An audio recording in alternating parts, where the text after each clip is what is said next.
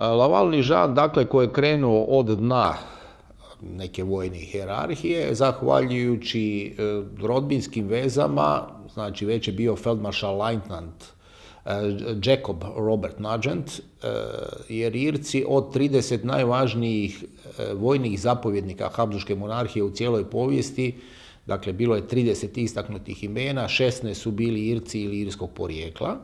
Od križarskih ratova Irci dolaze u službu u Austriju, to su nekakve katoličke veze neočekivane, ali jako dobro su funkcionirale. Laval Nižan je zapravo jedan od najznačajnijih ili najznačajniji Irac u austrijskoj službi.